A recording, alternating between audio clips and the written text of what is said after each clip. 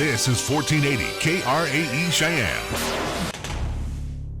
What you are about to hear is a sports talk radio show unlike any other that has ever before been broadcast in the capital city of Cheyenne, Wyoming, USA. This is Cheyenne, Wyoming's Sports Talk Authority. The Wyoming Cowboys, the Denver Broncos, the Colorado Rockies, and the Denver Nuggets. The show is local, it's regional, and yes, the show is national as well. Wyoming Sports Talk Today is on the air.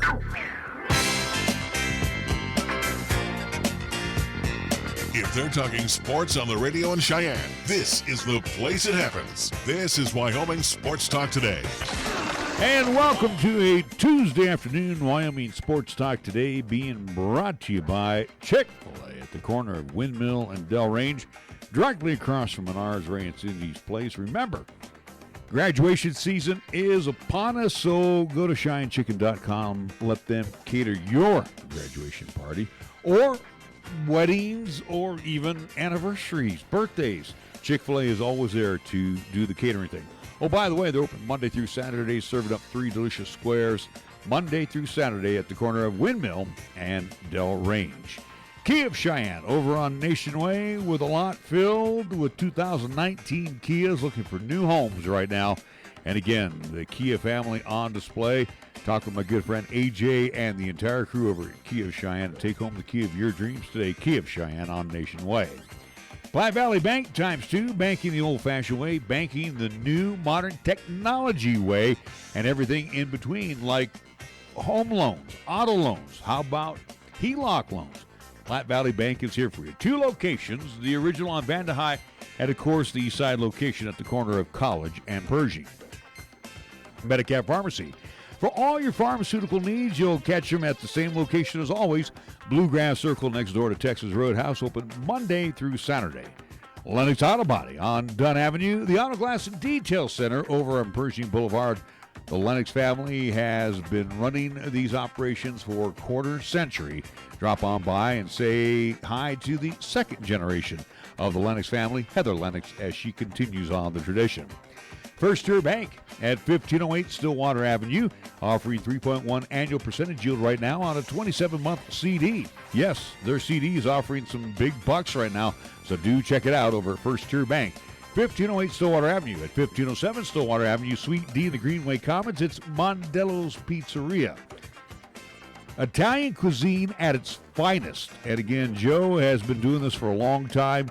He knows fresh ingredients, fresh dough, fresh bread, you name it. It's always fresh. It's always delicious. That's why you come back time and time again. If you've never been to Mondello's Pizzeria, you must be brand new to town.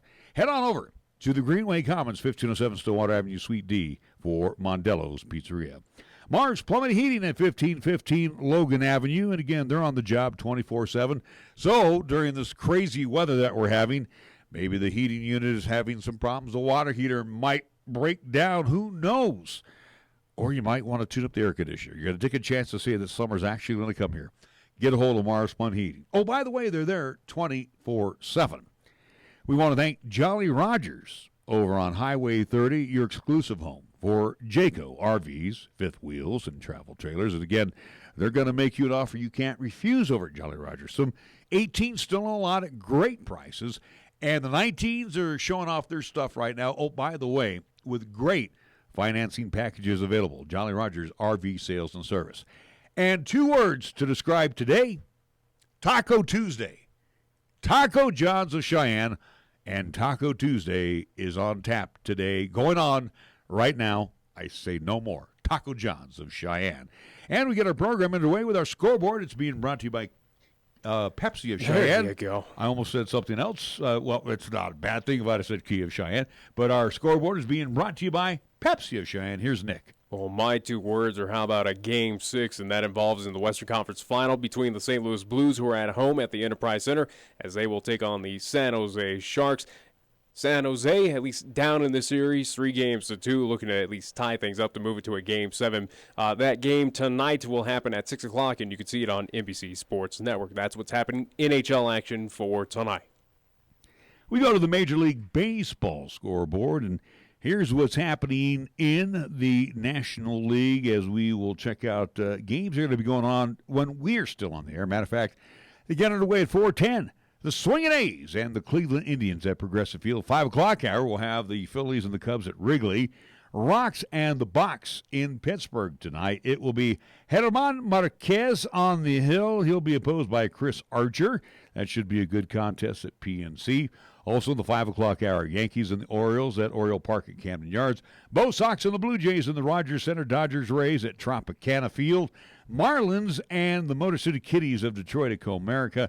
Nats and the Mets at Citi Field.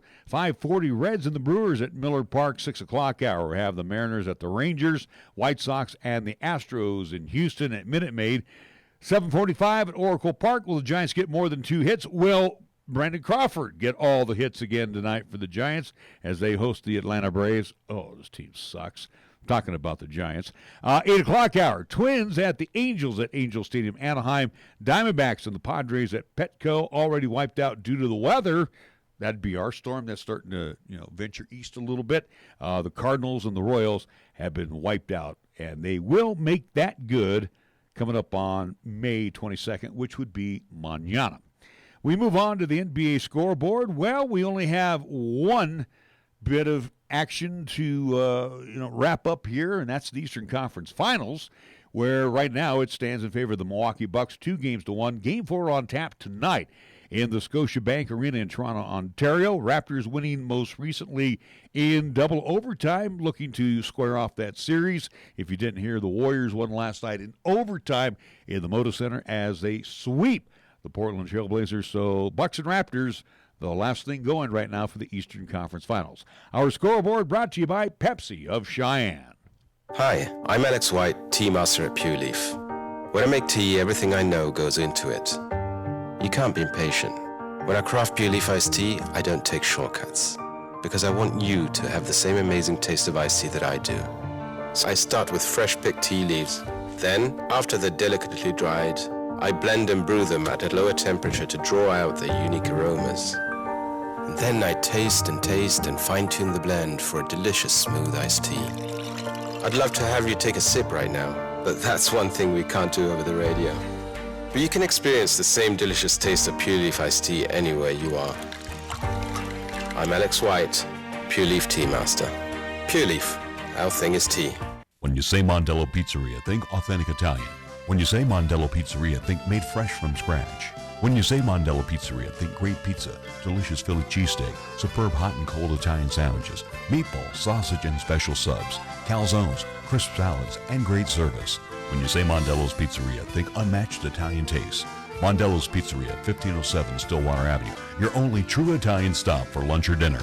First Tier Bank strives to remain competitive and offers some of the best CD rates in the community, as well as area banks and credit unions per Rate Watch reports. How does that make a difference to you? First Tier Bank can assist you in securing some of the best rates on CDs. First Tier Bank offers the personalized customer service you've grown accustomed to and deserve. Plus, feel confident that your finances are taken care of by a responsible, knowledgeable staff. Call 307-632-3500 and ask for Caitlin or Debbie. Member FDIC, Equal Housing Lender. You love the Lennox difference, from collision repair to minor nicks and dents. Certified quality you can trust. Nobody cares about your car more than us. Lennox Auto Body, we do what we say. We fix it right and get you on your way. No shortcuts, no compromise. Lennox Auto Body.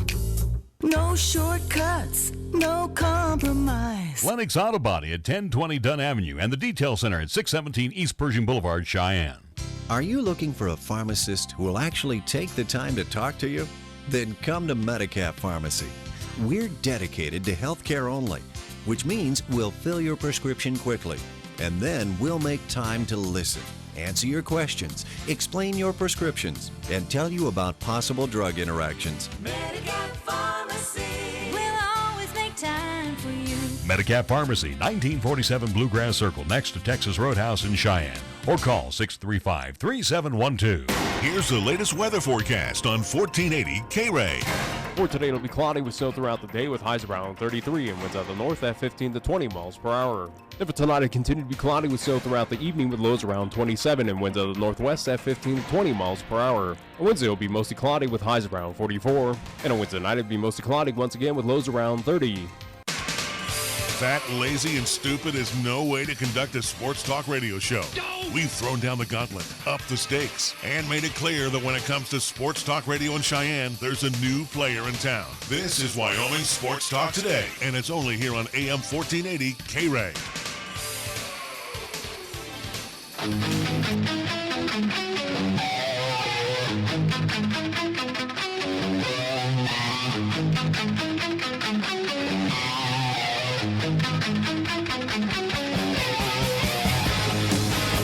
Welcome to Wyoming Sports Talk Today, a Tuesday afternoon. You know, when I think of 10 inches of snow on the ground, that first thing comes to mind is track and field, you know.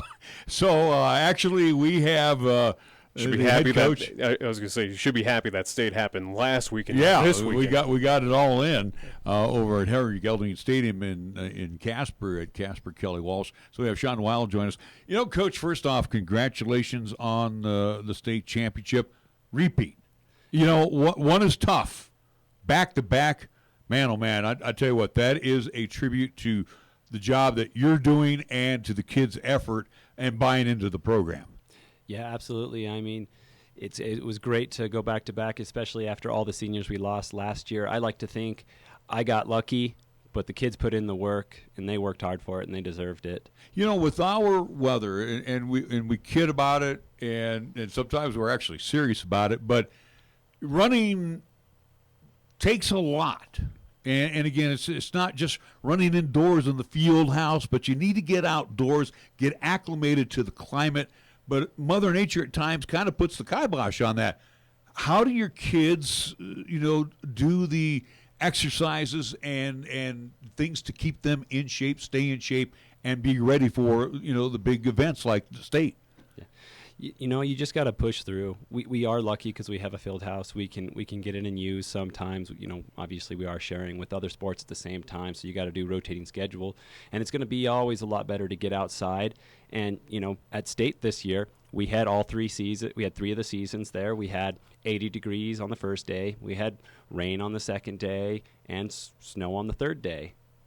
So you battled all elements, and one was good, and 2 were lousy. Basically dealing with what soccer has to go through, just this unbelievable weather that happens out here in the state of Wyoming. But for you, at least, Sean, just give us a quick recap as, again, head coach over there at Cheyenne Central, both boys and girls track and field. But give us a little update or at least a little recap of what happened this past year for both boys and girls track and field over there at Cheyenne Central.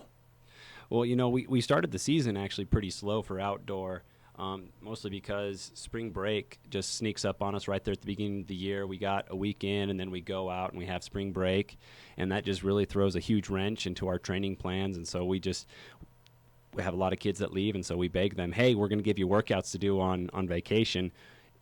Please try to do them. So, we can tell who did and who does them and who doesn't when they come back.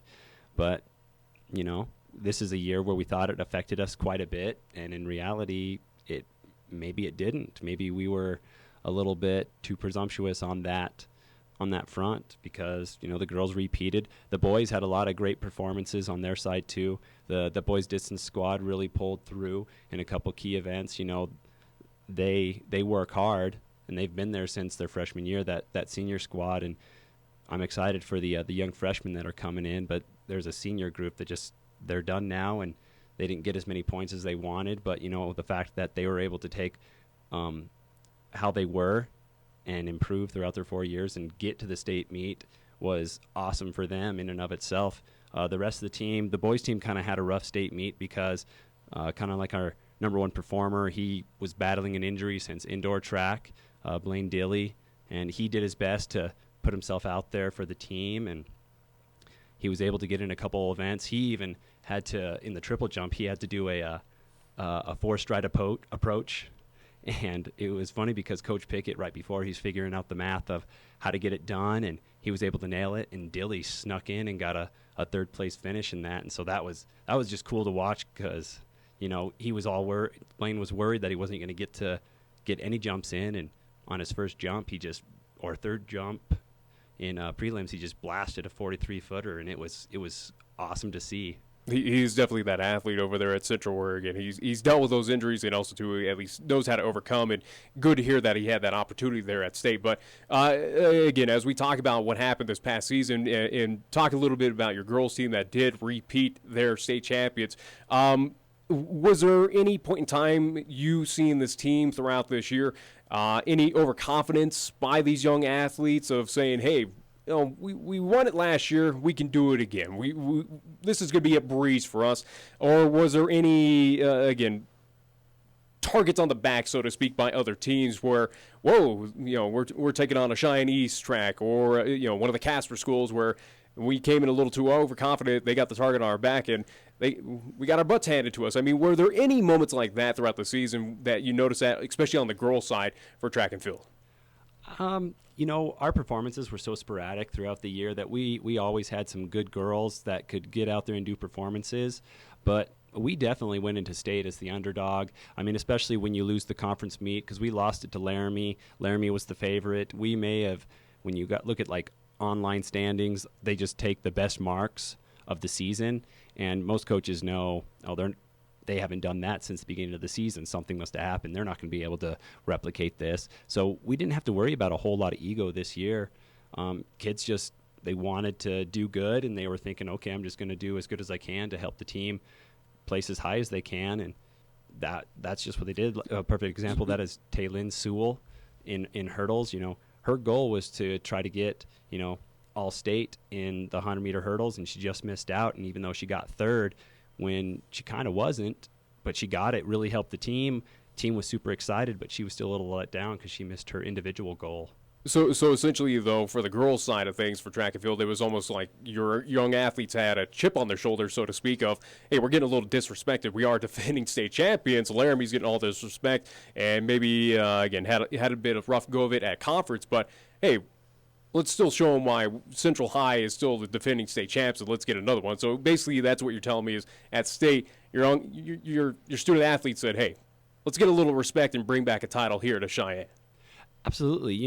There was even conversations we had before practice, before we all break up to go to our special event coaches, when I was telling them, girls, people don't realize how good this team actually is. We're going to go and we're going to make some noise, and that's exactly what they did, and they were super excited.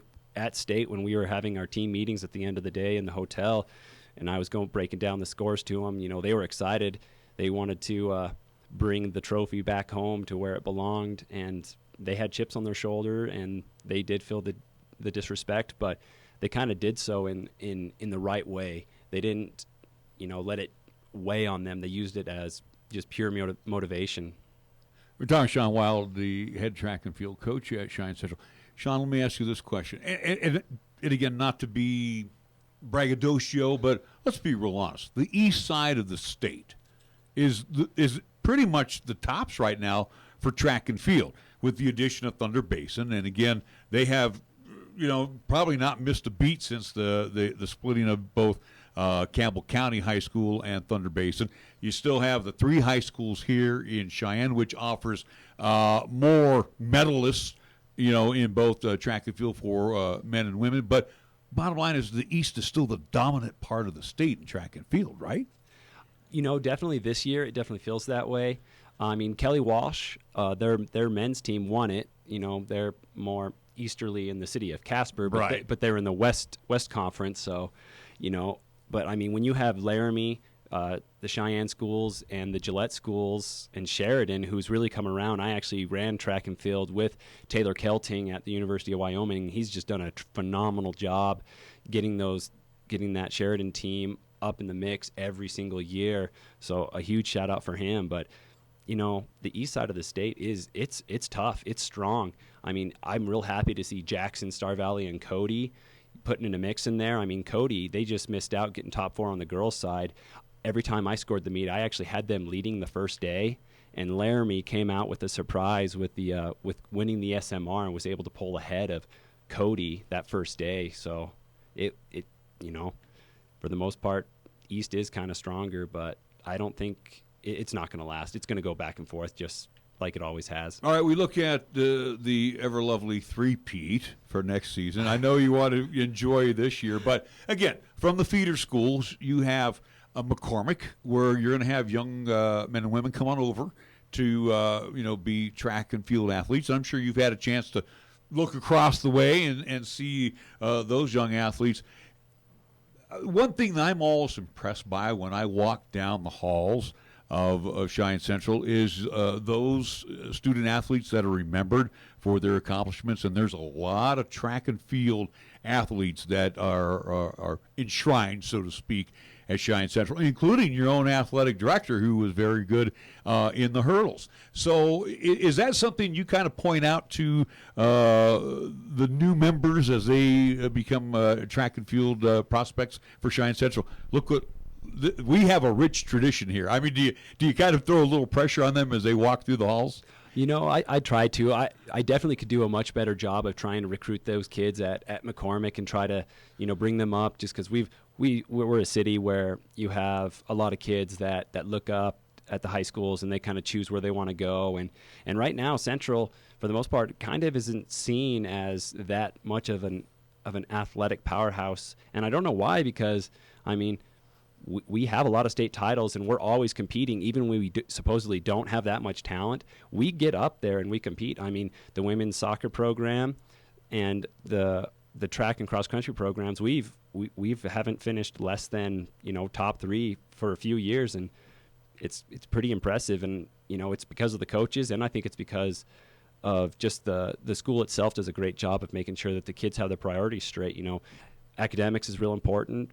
But one thing that does a great job of keeping you at school and helping you find the skills that you need is athletics. One of the nice things, too, being a state champion, that can never be taken away from those young athletes, and that's kind of a neat deal. Plus, we'll get a banner at Cheyenne Central. But another thing that was very nice to see, and it was on my Facebook page because Chad and I are our Facebook friends, was the escort home. I think that's something that those young athletes will. It's like, wow, I can't believe this is happening. Yeah, that was actually really fun to get, because I was a part of 4 state championship teams back in my day, and we never got an escort. And then this was I've been around. This is the 5th one that we've won since I've been coach at Central, and it was the first time we got one. And I walked on the bus Saturday, and all the kids were just like, "Hey, coach, are we going to get a police escort?" I was like, "Honestly, guys, I don't know. I can try, but probably not." And then, my Chad Whitworth and Fred George, they ended up contacting me and were like, "Hey, we're working on that escort. We'll be sure to get it for you. We're doing our best." And sure enough, I got calls from the Highway Patrol, and I got even a Engine 6 even gave me a call to escort us in, and that was just surreal. And the best thing about that escort was we arrived a little bit after the women's soccer team got there, and the first person that I got close to after I got off was Coach Norman. So even after he had that heartbreak of a championship match, he was the first one to congratulate me and give me a hug. And that just kind of just exemplifies what Central is all about, how we're one tribe and we are in it together, regardless of how we do ourselves. When another program shows success, we acknowledge it, we appreciate it, and we celebrate it. Absolutely. Again, you probably see that with Tag Lane, also to Coach Kirkbride, even as well Mike Apodaca with football over there at Cheyenne Central. Again, a tight-knit family almost there with the Indians. But just before we let you go, Sean, do want to mention, at least with All-State, did come out with those rosters for 4A for both girls and boys. On the girls' side of things, for Cheyenne Central, Claudia Miller is one representative, and also to Kyla Bush for the Cheyenne Central Lady Indians. And on the boys' side of things, for at least your Indians on Class 4A, Tanner Pafford is the representative for Cheyenne Central. So 3 All-State representatives for these, at least for your Indian teams. Little at least what you expected, especially on the girls' side where you are repeating champions, only 2 representatives in All-State. Is that another thing of where the state's showing a little disrespect towards your Lady Indians, or what's kind of your thoughts on that? It's in the sports of cross country and track and field, it's really, really hard to be an all-state athlete, because it's you only get one day to kind of do it in your event. In cross country, top 10, that's it. Top 10 at the state meet. In track and field, it's in individual events, it's top 2. In relays, you have to win. And so, a lot of times the team will win a state title, and they may only have 1, 2, 3. Sometimes you will get like 6 or 7 all-staters, but it's just the manner of the sport. Maybe the sport needs to, go back and take a look and maybe do a voting process for maybe kids that got injured but had just 95% of a phenomenal season and they just weren't able to close it out. Or maybe it's exactly as it should be because, when it mattered, they were the ones that were able to perform. Finally for me is, and you mentioned the words cross country. You get through with track and field, you got about 2-3 months, and again too, running is something you do all year round, whether it's indoors or once we eventually get some nice weather. But once school starts again in August, you've got the Harriers back out running again. Yeah, I mean, and state is no longer at Sheridan, and Sheridan, for the most part, has always had great weather. We're going over to Star Valley for a state cross this next year, and so, I have a couple ideas on how we're going to shift our training so that we get prepared for much different terrain, as well as the possibility of not getting such nice days. We're going to have to be a lot more mentally tough when it comes to state crosses next year. I got to, follow up on that because you mentioned Star Valley. If we were to take our kids, just for argument's sake, and again, you know all of the running levels at altitude. If we were to take our kids right now, just for argument's sake, and we took them to California, to the Bay Area, and we ran them, in Oakland, so to speak, how well would they run? Would they run better at less altitude, or is it that they're just so accustomed to running at 6,200 feet? Do they run faster at zero altitude? Absolutely. They've done lots of studies on this, and it is true. When you take somebody who trains at altitude and take them down to sea level or at least lower elevation, they are going to run a faster time. And it's the same thing's true when you take a kid from sea level and bringing them up to altitude. They're going to run a little slower. And it's just the way that the body, can use the oxygen for the muscles and the blood. Your body just works that way. So people are prepared for it most of the time. Final question for you, Coach. Again, appreciate you joining us here today. Again, recapping of what happened at state, and also talking about your track and field teams. As we're talking about preparation and off season for track and field, and also cross country. We know from football, from basketball, other sports, volleyball, it may be that other universities or JUCOs do offer at least camps for those to attend, whether it is on the high school side or even kind of little kids, at least around the kind of regional area. Does, for instance, you, again, alumni at the University of Wyoming, does the Wyoming programs offer that kind of opportunity for local athletes here to come on over and get preparation in the offseason, or at least get some workouts beside what you kind of establish what they need to do here in the city of Cheyenne? So right now, the University of Wyoming, that I know of, I haven't seen any publications for it, was the University of Wyoming doesn't have any cross-country or track and field like youth camps. I know that Black Hills State University has some that some distance runners have gone to. When I was young, I actually went to the Brigham Young University cross-country program, and even some of the CU has one and CSU has one, and that's actually something that I kind of want to have been starting, is to try to actually get a youth track program, kind of like how we do the Capital City Track Series for the youth. We get 4 meets a year. We have 2 meets at South and 1 meet at East and 1 meet at Central. Kind of get something started where we can actually train those kids and not just have a day where they get to go and do a couple of events. Sean Wilde, thank you so much for joining us. Back-to-back state champions. Congratulations. And, again, another banner going to be flying there in the field house. And again, I know you're very proud of that. And again, looking forward to the three-peat. That would be nice. It'll be a lot of work, though. The start of the dynasty here in Cheyenne. There we go, the track and field dynasty back at Cheyenne Central. We're going to take a timeout. We're going to come back with more after these words here on 1480 KRAE. Taco John's presents Olay the Day Pep Talks. Human history has shown anything is possible with inspiration and hard work. The 4-minute mile, a man on the moon, a water skiing squirrel, and now sirloin steak burritos from Taco John's. Sirloin steak burritos are back at Taco John's. Stuffed with hand-carved sirloin steak and bold flavors like the melty, savory grilled cheese steak burrito, plus steak and shrimp or steak and potato olays. And for the morning, 2 steak and egg breakfast burritos. Sirloin steak burritos are back, but only for a limited time. Olay the Day at Taco John's. Check out this simple math equation. Add new games with new fun, and it equals new ways of winning at Wyoming Downs. Check out the newest simulcasting games on display today featuring Great American Buffalo, Midnight Wolf, and Kiss Me, I'm Irish to go along with more exciting simulcasting games in play. Remember to get your player's card to enjoy triple points on Sundays and double points on Mondays. Also, Fridays and Saturdays, play Mystery Moolah. Plus, check out all of the other promotions going on every week at Wyoming Downs, with 2 locations to have fun in the Cheyenne Plaza at 3617 East Linkaway and at the Outlaw Saloon at 312 South Greeley Highway. For more information, go to wydowns.com. Your locally owned and operated radio stations, KYOY FM and 1480 KRAE AM, are just that, local. Serving Cheyenne and Laramie County, where your advertising dollar stays local too. It doesn't end up in Colorado, Oklahoma, New Hampshire, or even New York. We conduct business here, we shop here, and we live here. And we support our entire community 24/7, 365. Just because it has a window dressing doesn't mean it isn't a facade. A reminder from KYOY and 1480 KRAE. Chick-fil-A is a proud supporter of our high school athletes at East, Central, and South. May the school year bring success to all of you. Before you start your day, stop by Chick-fil-A for a hearty, delicious, and satisfying breakfast. Only at Windmill and Del Range. Breakfast is served Monday through Saturday from 6 in the morning till 10:30 a.m.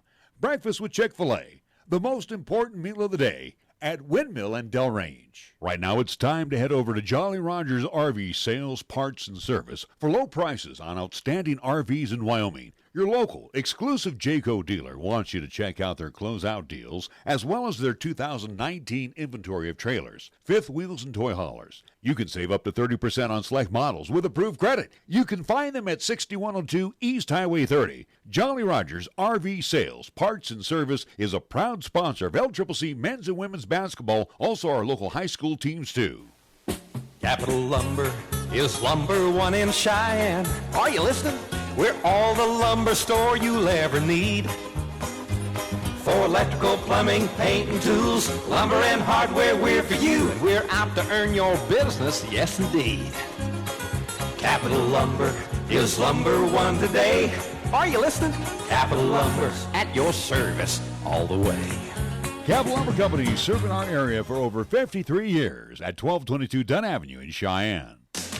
We're taking Cheyenne, Wyoming Sports Talk Radio to a whole new level. This is Wyoming Sports Talk Today. Don't look at me. I think these people are completely nuts. Stop this crazy thing! And it's only here on AM 1480 KRAE.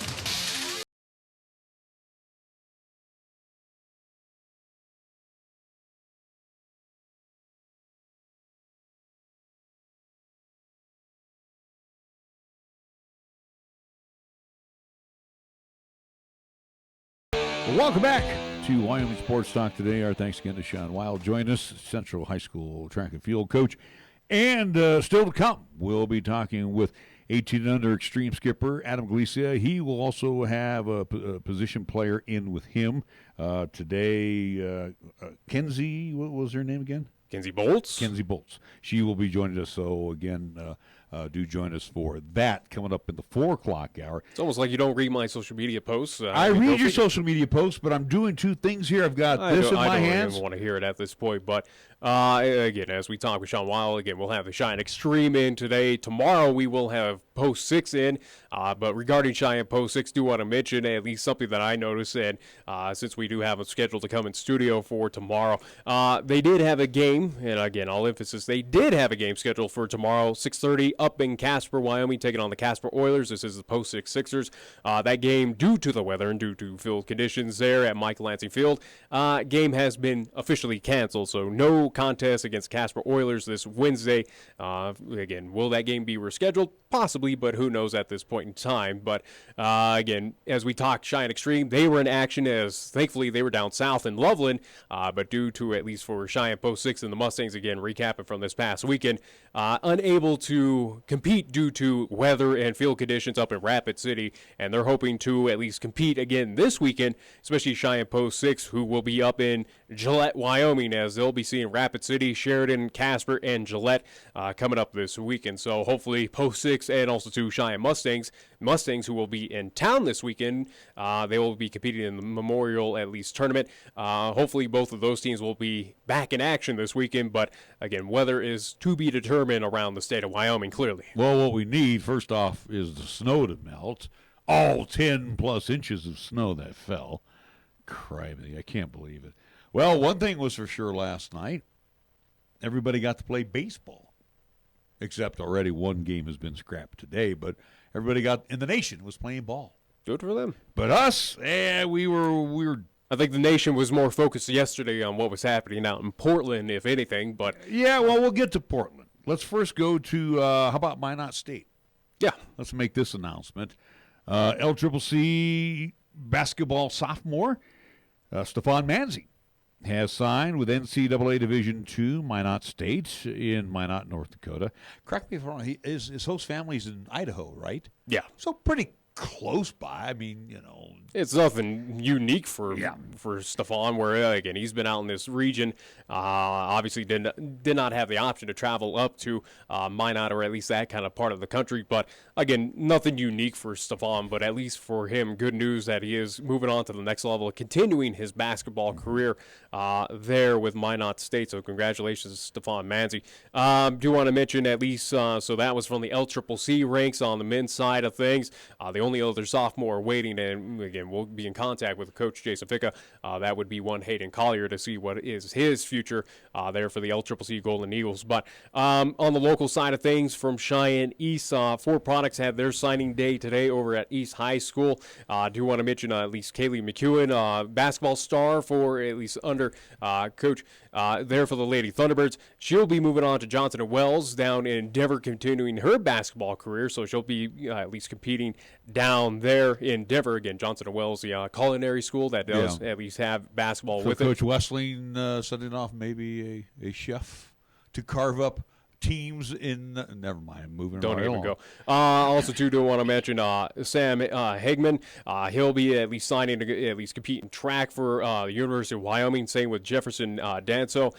Those two will be competing for the University of Wyoming in track and field, and then also to signing official, or at least part of the festivities, even though he signed last week, would also to at least part of the celebrations was one Eric Oliver, who again will be committing to LCCC to play for head coach Jason Ficca in the LCCC Golden Eagles next season. So, again, do want to mention for those 4 local athletes moving on to the next level, congratulations. Not since the early 1980s, which would be the last team I remember, the New York Islanders, to compete in 5 straight championships. Has a team done so? And you have the Bills competing in 4 straight. We're talking 5. Well, either way, though, I get again back to back to back. Here it is. 5 in sequence. It's happening. 5 consecutive times. The Golden State Warriors. Well, how about etched their name into, I'm going to say, immortality last night by winning at Portland. And again, whether they win or lose the finals, they've won 3 out of the last 4. If they win, that'll be 4 out of the last 5. They lose 3 out of 5. The point is, you think back to and I was telling you this morning, and I have that luxury over you because obviously I'm going to be 62 this year. That's a luxury. I saw teams of the Celtics back in the day. Saw the Lakers dynasties. I saw teams that were trying to be dynasties. Well, yeah, you saw it live. I can recap it. The Bulls didn't have 5 consecutive runs at championships. So they the have Warriors 6 in total. Yeah, but it was split up. This is definitely it's history of what Golden State is doing. Also, too, I do want to mention for Steve Kerr, he's also creating history in the NBA as well, as he's the first head coach in NBA history to go to the NBA Finals 5 straight years in his first 5 seasons with this franchise. So, again, he is making history. This team is making history. And, again, deservingly so. This is the top dog at the NBA. They've been doing it again. This is, other than the signing of Kevin Durant, you did get the acquisition of Andre Iguodala from, at least when he was playing for the Denver Nuggets. But other than that, though, again, your core, your main 3 of Steph, Clay, and Draymond all came in the draft. And that speaks wonders where, again, you see in other sports, especially in baseball, even in the NBA, where you get those acquisitions, you are trying to sign the best players and develop a team like that of, okay, I got a Bryce Harper, I got a LeBron James, blah, blah, blah, we're going to win a championship this way. The Warriors have been doing it, again, behind the 3 draftees that they've had, again, of Draymond, Steph, and Clay, and bonus addition with Boogie. And look over the last 5 years. Look at the last 5 years. It's been KD and Boogie. Name me another big name. Before that would be Andre Iguodala, but again, he was already there. Yeah, he was the introduction that led into the eventual championship. But other than that, though, again, before KD, before Boogie Cousins, again, they were doing something special. They were leading up into where it is right now. So, again, give credit to the Golden State Warriors, who have, as much as they are hated across the entire nation, if not the world, people are upset that they are going back to their 5th straight NBA Finals. Again, it's the infamous line from Klay Thompson of, "Hey, rest of the league, be better." So you have no more can you complain about us. How about the rest of you, at least everyone else, step your game up to be as better? And clearly what we saw, including in this playoffs and going back to the Western Conference Final, which, again, the Warriors did sweep that series, as I told you. Yes, you did. They would, and they did. They did. Again, Golden State proves that they are the best team in the West.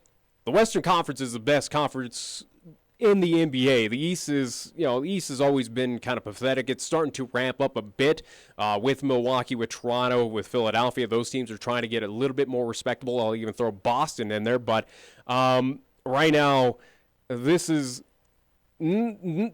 beside whoever comes out of the East from Milwaukee or Toronto, they're basically in the way right now of this Golden State Warriors team. They are proving right now that they are the best team in the association. Record does not matter at this point in time.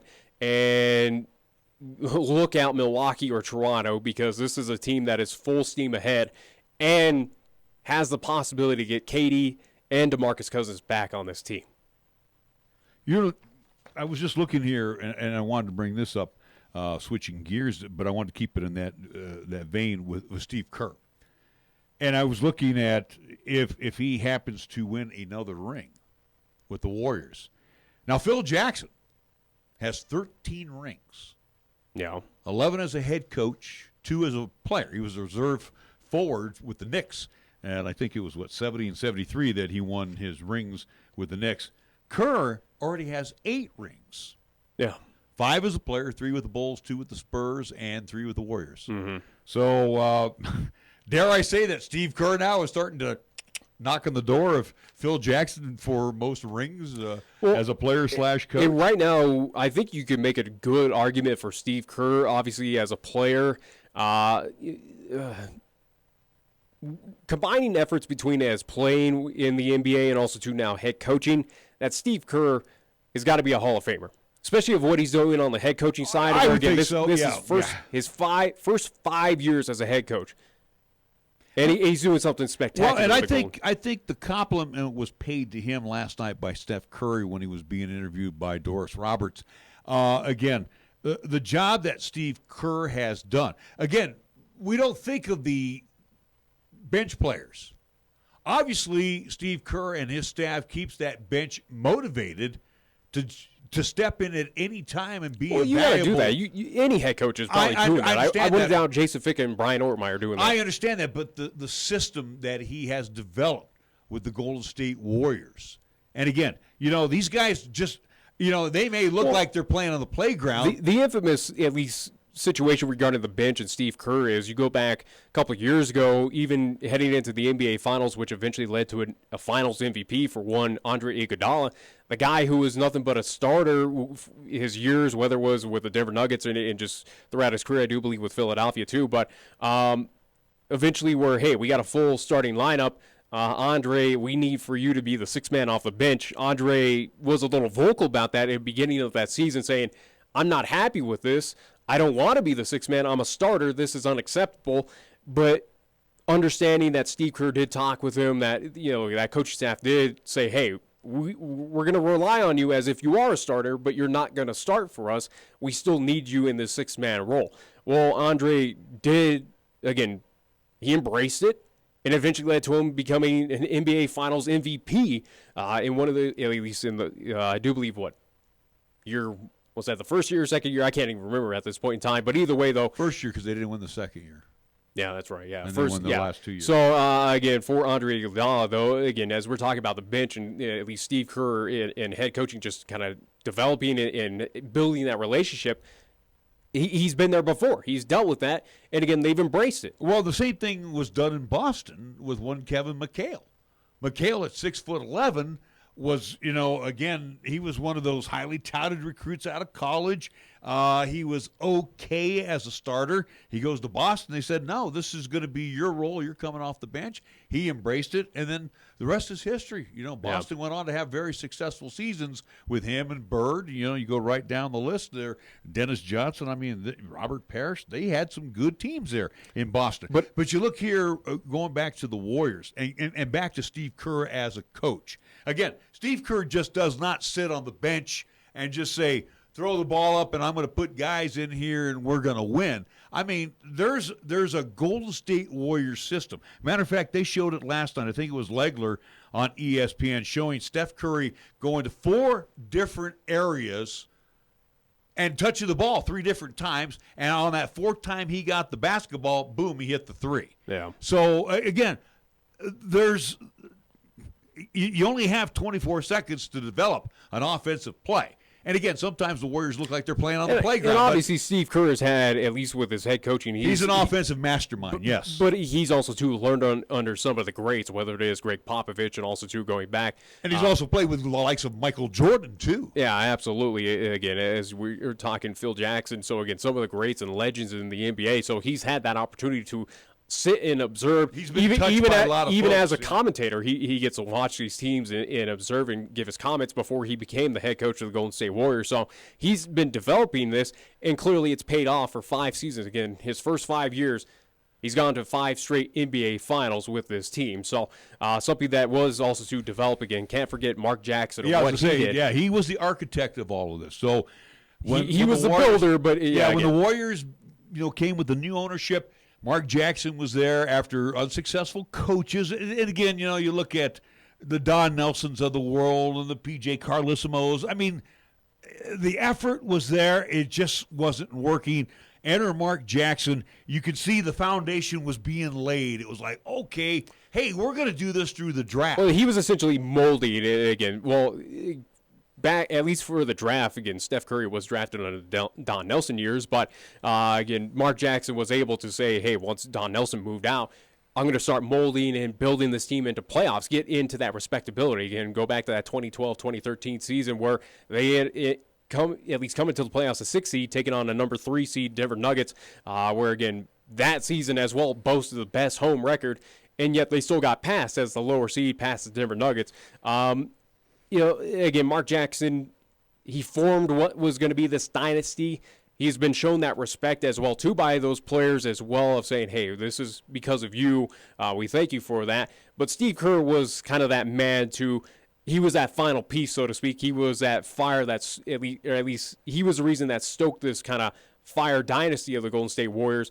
And that's where we stand right now. So, again, Golden State, this team is showing that it's not slowing down anytime soon, any year, at any point in time. Right now, and again, in these playoffs where, you look at what they just did to the Portland team, where, again, I think Portland, as I said yesterday, and I've been saying about this Western Conference Final, Portland's just gassed.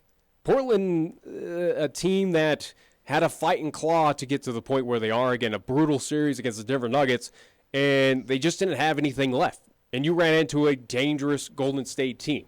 Now, depending who comes out of the East, I don't see any team right now, whether it's Toronto or Milwaukee, beating Golden State. Well, and again, you look at, as you mentioned, the core with Steph, Draymond, and Clay, and then, you can add Andre along with KD and Sean Livingston. You can go right down the list. But this is a group, we don't, dare I use the word battle-tested, but these guys been through the war. They know the drill. Yeah. They're not sleepwalking through it. They know what to expect. Portland's a younger team. And young-ish. I would not say a younger team. The younger team is the Denver Nuggets. A younger team than the Warriors. But again, not really. But their success rate has not been as prevalent over the last 5 years as the Warriors. So they've been playoff bound. Again, Portland is and their exits early. Yeah, again, you go back, it's been a while since they were at least positioned to be in the Western Conference Final, but for the Portland Trailblazers, again, it's not a young team compared to what the Denver Nuggets are of this season and what they did. But you would see it last night and through the 4-game series. They made mistakes, because I get mad at the Warriors when they make a turnover because I'm going, they shouldn't do that because they're too fancy with the basketball.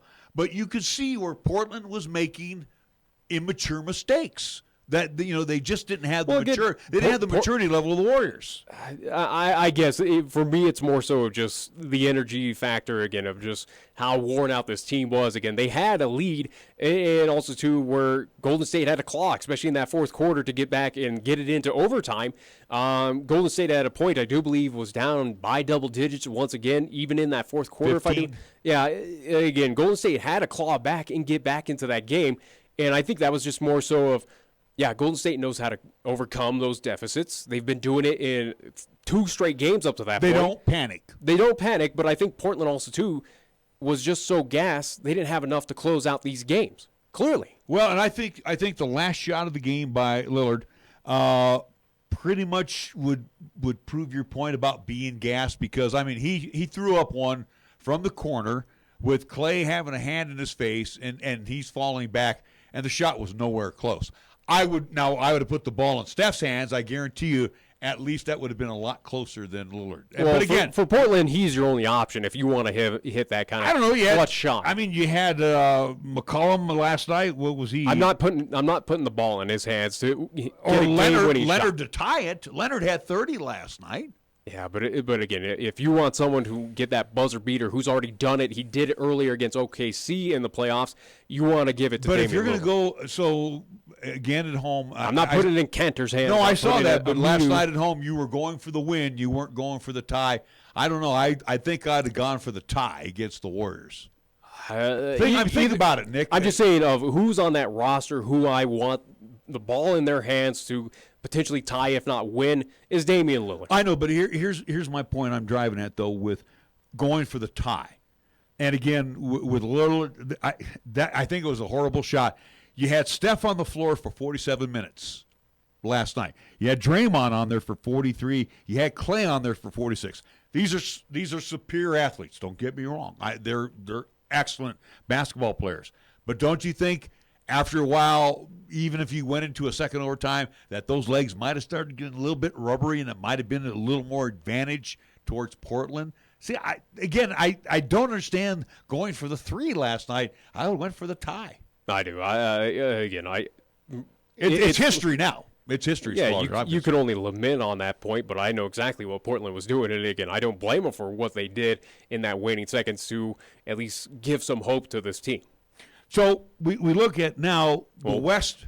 As I'm trying to get us to a break, we still got one more break. Okay, we'll take the break here. Matter of fact, why don't we take the break leading into the top of the hour? Let's just finish this up here. So we look at the Warriors now going to their 5th straight finals. And let's just say, argument's sake, they're going to win this thing. They're going to beat whoever, Toronto or Milwaukee. So that'll be their 4th championship in 5 years. We don't know what's going to happen on the free agent market. I think you and me probably will agree on this, that KD probably will be a Warrior next year. I would assume so. No indications are showing Do you that think Boogie's going to re-sign with them? It's up to the Warriors. Do you want to re-sign him? Okay, though? well, and the guy who is clearly injury prone. Well, they didn't get a lot of mileage out of him, yeah. that's for sure. So, the point is, and you and me, this will be our third season after this basketball season, to sit here and go, Las Vegas has already stamped either the Warriors a number 1 or number 2, odds favorite to win the whole thing again. Yeah. So we're going to be looking at hopefully we're sitting here next year at this time saying their 6th consecutive Western Conference, because again, the only team right now in the West that would be any type of foe to the Warriors is Houston. I'm serious. I don't. You tell me who's any better. Houston looked pretty pathetic. Denver, maybe Denver. I think Denver's your only option. This could have been an anomaly season. I don't know. Possibly, yeah, absolutely. Again, it is a young core. Maybe it was just something special that developed. I still think Houston is your number 2 team in the West right now. Again, with Harden, along with Paul. Of what we saw this past season, I'd go Denver more than Houston. Houston, again, a team that can play the whole way. Could be an anomaly season. Yeah, we'll see. But I'm going off of what do you have a sample size right now. A Denver team that is developing into something. Again, maybe that does carry on, and they would be the only shot. Look right at the now. teams in the West this year. Houston does not. Again, Houston has been back-to-back years. They've shown that they can. I know, but look at the teams this year. Clippers, Spurs. Clippers are going to develop. Spurs now. Spurs might not even make it to the playoffs this year. OKC, Portland, So if you're 3 teams, and let's just say for the Denver Nuggets, okay, that maybe the season wasn't. Maybe they're going to be back again.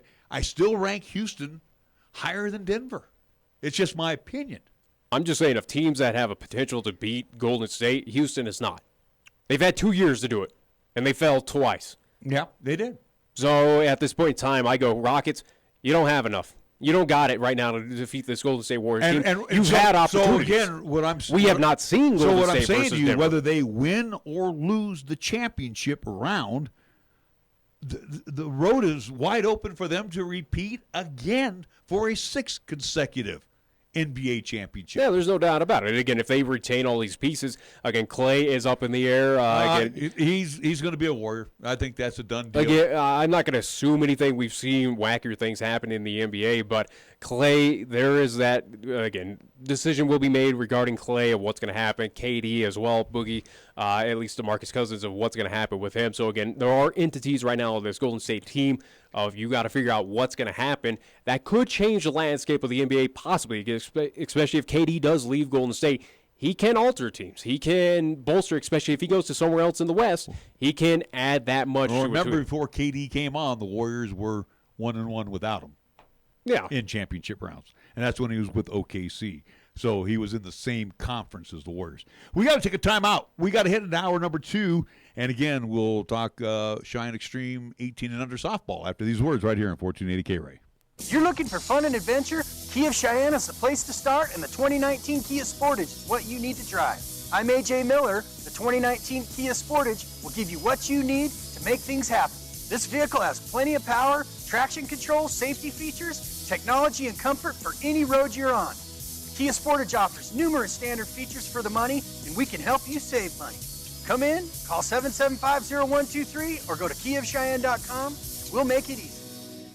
Are you tired of paying ATM fees?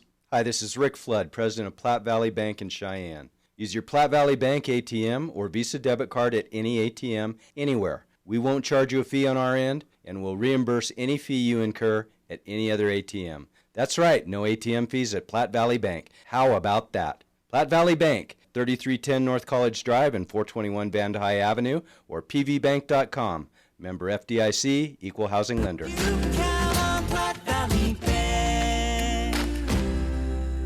Community banking for you. When you say Mondello Pizzeria, think authentic Italian.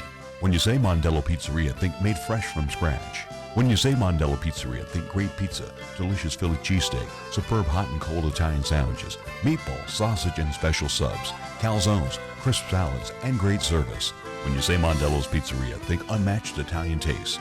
Mondello's Pizzeria, 1507 Stillwater Avenue, your only true Italian stop for lunch or dinner.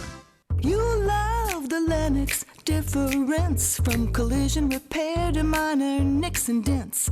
Certified quality you can trust. Nobody cares about your car more than us. Lennox Auto Body, we do what we say. We fix it right and get you on your way. No shortcuts, no compromise. Lennox Auto Body. No shortcuts, no compromise. Lennox Auto Body at 1020 Dunn Avenue and the Detail Center at 617 East Pershing Boulevard, Cheyenne. You can actually get something good for your health at a drive-through window. When you order your next prescription from Medicap Pharmacy, call ahead and use our drive-through window. Or you can call for free delivery. You can even log on to Medicap.com and order a prescription refill. Your Medicap pharmacist will call you to make arrangements for pickup or delivery. Medicap Pharmacy. We'll always make time for you. Medicap Pharmacy, 1947 Bluegrass Circle, next to Texas Roadhouse in Cheyenne. Or call 635-3712. Here's the latest weather forecast on 1480 KRAE. For today, it'll be cloudy with snow throughout the day with highs around 33 and winds out of the north at 15 to 20 miles per hour. And for tonight, it continued to be cloudy with snow throughout the evening with lows around 27 and winds out of the northwest at 15 to 20 miles per hour. On Wednesday, it'll be mostly cloudy with highs around 44. And on Wednesday night, it'll be mostly cloudy once again with lows around 30. This is 1480 KRAE Cheyenne. Also being heard on Translator K266CC Cheyenne at 101.1 FM. What you are about to hear is a sports talk radio show unlike any other that has ever before been broadcast in the capital city of Cheyenne, Wyoming, USA. This is Cheyenne, Wyoming's Sports Talk Authority. The Wyoming Cowboys, the Denver Broncos, the Colorado Rockies, and the Denver Nuggets. The show is local, it's regional, and yes, the show is national as well. Wyoming Sports Talk Today is on the air.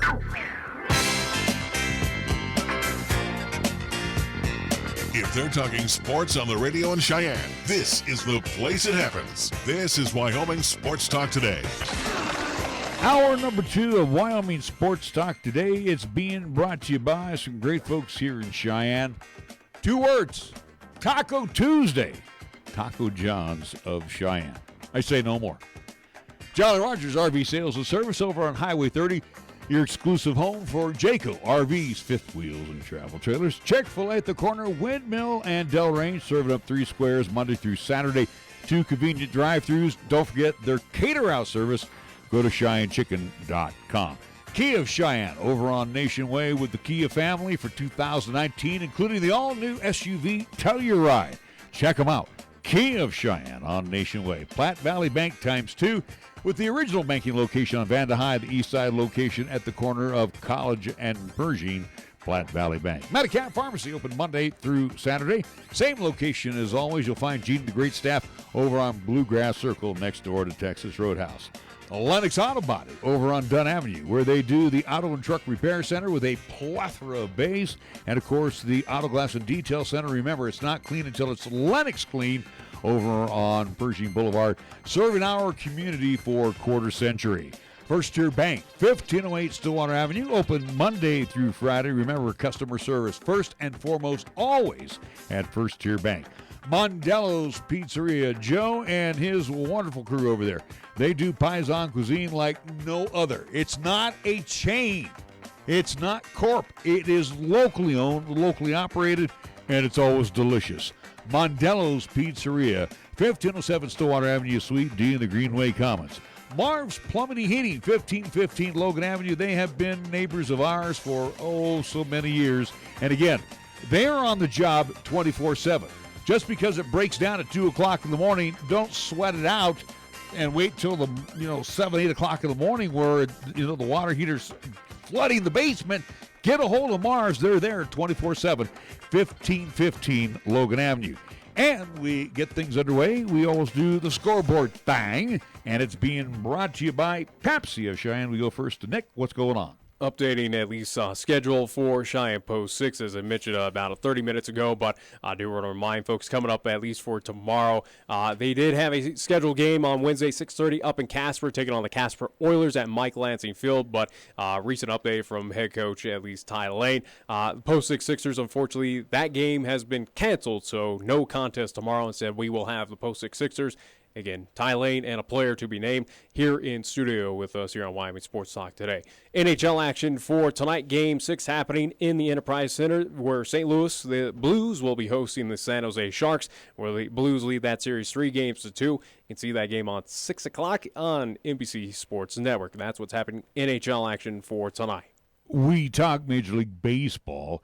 Getting underway here in about 5 minutes, the Swingin' A's and the Cleveland Indians at Progressive Field in Cleveland. Phils and the Cubs at 5 o'clock. Also at 5 p.m., the Rockies and the Bucks in Pittsburgh at PNC. Had about Kez towing the rubber for the Rockies. He'll be opposed by Chris Archer throwing the pill for the Bucks. It will be the Yankees and the Orioles in Baltimore. Bo Sox and the Blue Jays in the Rogers Center. Dodgers Rays at the Trop. It will be the Marlins and the Motor City Kitties of Detroit at Comerica. In the 5 o'clock hour as well, Nationals and the Mets at Citi Field in New York. At 5:40, the Brew Crew at Miller Park hosting the Reds. 6 o'clock hour has the Rangers at Arlington, Texas, hosting the Mariners. Astros in Houston. They will be at Minute Maid to face the White Sox. 7:45 at Oracle, the woeful Giants will host the Atlanta Braves. Twins Angels in SoCal tonight at 8 o'clock. 8:10 Diamondbacks Padres at Petco. Already wiped out because of Mother Nature, you big pain in the rear. It's the Cardinals and the Royals. The ever-lovely I-70 series washed out today. Makeup date on tap for tomorrow. Our scoreboard. Basketball. Hold on. We got basketball tonight. It's Game 4 of the Eastern Conference Finals at the Scotiabank Arena, where the Toronto Raptors play host to the Milwaukee Bucks. Bucks holding on to a 2-1 series lead. Again, Game 4 on tap for tonight. The winner to face the Golden State Warriors, who are now back in Oakland and comfortably resting, awaiting the winner of this series. Our scoreboard brought to you by Pepsi of Cheyenne. This is the Pepsi that's got a date with your taste buds. We're talking 1,000 bubbles dancing a two-step with you and 2 tacos at 2 a.m. Order number 83. Come on, you're up. This is the Pepsi that has mastered the art of the late-night munchies and is always down to dig into some deep dish. Hey, we don't do deep dish, capiche? Try telling that to Chicago. This is the Pepsi for po' boys, pulled pork sliders, and the godfather of all sandwiches, the Godfather. This is the Pepsi for street carts, anything a la carte, and is dying to make the leap into your grocery cart. Come on, take us home with you. This is the Pepsi for those who are forever fun. This is the Pepsi for every generation. We are the key to your cleaning success. The Key People that provides affordable office and professional cleaning services for over 40 years with exceptional customer care. All of our contractors have background checks and are licensed and bonded. We guarantee you a safe and secure service that is tailored to your individual and business needs. The Key People do not impose year-long contracts, and all quotes are free, confidential, and personalized. Call the Key People at 1-800-468-8283. That's 1-800-468-8283. When you say Mondello Pizzeria, think authentic Italian. When you say Mondello Pizzeria, think made fresh from scratch. When you say Mondello Pizzeria, think great pizza, delicious Philly cheesesteak, superb hot and cold Italian sandwiches, meatballs, sausage, and special subs, calzones, crisp salads, and great service. When you say Mondello's Pizzeria, think unmatched Italian taste. Mondello's Pizzeria, 1507 Stillwater Avenue, your only true Italian stop for lunch or dinner. At Medicap Pharmacy, we concentrate on nothing but your medications and your health. Each location is a locally owned full-service neighborhood pharmacy. We won't make you walk through aisles and aisles of stuff or wait in a long line. Instead, we'll always make time for you by listening, answering your questions, and explaining your prescriptions. Medicap Pharmacy. We'll always make time for you. Medicap Pharmacy, 1947 Bluegrass Circle, next to Texas Roadhouse in Cheyenne. Or call 635-3712. Here's the latest weather forecast on 1480 KRAE. For today, it'll be cloudy with snow throughout the day with highs around 33 and winds out of the north at 15 to 20 miles per hour. And for tonight, it continued to be cloudy with snow throughout the evening with lows around 27 and winds out of the northwest at 15 to 20 miles per hour. On Wednesday, it'll be mostly cloudy with highs around 44. And on Wednesday night, it'll be mostly cloudy once again with lows around 30. Got something to say? Then get it off your chest right now. Phone lines are open at 307-514-1071. Make your opinion count and call the show. Wyoming Sports Talk today.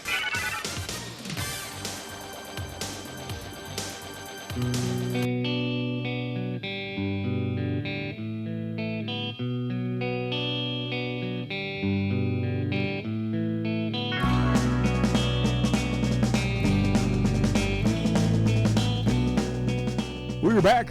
Hour number 2 of Wyoming Sports Talk. Today we turned it around. We had women's track and field at Cheyenne Central, where they do the repeat with Sean Wilde joining us, and now we get a chance to talk fast pitch. Cheyenne Extreme 18 under skipper joining us, Adam Galicia. The lone local team that was able to compete this weekend, besides with all the weather. Again, Rapid City dealt with their weather here in town, but you guys went south. You said, we'll get away from it. I got mine in Thornton as well, too, on Saturday. Coach, it's good to have you back in. And I kind of bite my tongue when I say you were participating in the Summer Slam Open Tourney. It was obviously summer. Mother Nature has not gotten the memo yet about summer or even late spring, but nonetheless, as Nick mentioned, you got some ball in, and to the tune of a half dozen games over 2 days. That's a lot of fast pitch. Yeah, it's definitely, and it was a good day on 3 pool play games on Saturday, and then 3 bracket play games on Sunday. And like I was kind of telling you guys off the radio, it's we play 3 games in a day. That's literally an 8-10 hour day for us on the field. So you're talking between the 2 days, we could spend anywhere from 15 to 16, 17 hours practicing, warming up, and playing softball. And it kind of wears down these bodies, and again, where you're already dealing with nagging injuries, and again, folks coming off of at least spring sports in the high school ranks or whatever it may be, again, you're asking a lot out of your at least young athletes, but they're still getting it done. As we look back, at least back to this past weekend there in Loveland, Colorado at the SummerSlam tournament, where at least from my notes, according to Game Changer, at least going 4-2 this past weekend puts you at 21-7-1 overall. So again, 6 games. Folks dealing with little injuries, but you still found a way to get some quality wins this weekend. Oh yeah, I mean we had a tough pool draw. They pretty much put the highest seeds into one pool this weekend, and we played the number 1 A team out of Colorado, number 2 B team out of Colorado, and we went hard to get those games. And the girls they're battling, they're working hard, and they're stepping up to the plate, getting the job done. And finding ways to win or at least to battle. You also ran into graduation here with a couple members of your team, or at least I know one for sure. Yeah, we had Kaylee Wilson, and we really like to have her bat in the lineup, in that third game against Colorado Springs Thunder. Not that that's any reason, that why we lost, but it would just been nice to have the extra bat. That was a 1-run loss on Saturday, and we battled. Who knows? They're hit here, another hit there. Could have changed the game, but it was a great game. When we get a chance to talk to you every week, I always try to find something different to talk about, and we were talking off air, and it's interesting because we look back at our days when we played slow pitch, and we're in a tournament, and we got an hour or 2 break, and you go up to the concession stand, grab a hot dog and a soda, whatever the case, and then kind of lay down for about an hour. It's a little different with your kids because, again, I don't know how the scheduling goes, but how do you keep them focused or resting their bodies before the next game or getting nourishment? What do you have in place for these young ladies? Typically with the schedule, we play either on the morning, the first games, we play back-to-back games, or on the second half, we'll play a game early and then have a game break or 2-game break, and then a basically a doubleheader in the afternoon. So our parents got a pretty good system set up. They got my wife set up a whole program, and they all the parents come up and sign up for different things to bring, whether it's drinks, some type of food, and they got I'm telling you right now, my parents are going to gain about 20 pounds by the end of the season because they got a whole smorgasbord. Do you have them? What would you prefer that the young ladies eat? A banana, an orange, apple, a sandwich? Not what your suggestion of a hot dog. No, again, that's a guy thing. Back, when I was in my 30s. Yeah, it's different things, and definitely looking at a lot of carbs type stuff, protein bars, that type of things. When they do a lunch.